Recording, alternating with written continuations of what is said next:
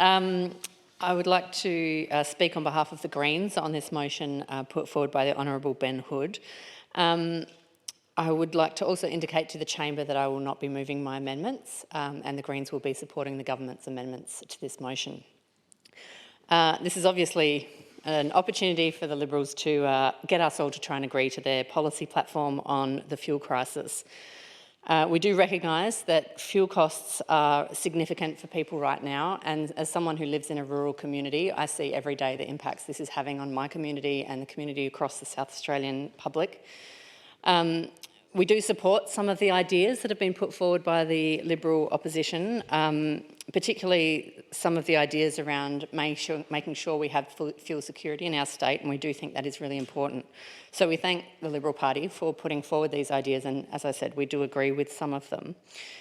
For 20 years, the Greens have consistently called for an urgent transition away from fossil fuels, and what we're seeing with the current fuel crisis is because we have not done that and we have not controlled the transition away from fossil fuels, we now find ourselves in a position where we have dwindling supplies and we've had to find ways to sort of retrospectively fit issues when it comes to fuel supply, particularly in the middle of a crisis in the Middle East that is causing a lot of the disruption.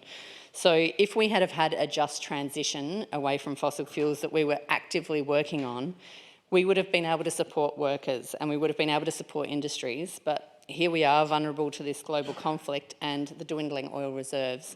So it is the position of the Greens that we believe in this cost of living crisis, we really need to be looking after people's back pocket and we really need to be making sure that people have access to get to the things they need to get to in their lives with affordable fuel prices, but we do also want to see a transition away from fossil fuels.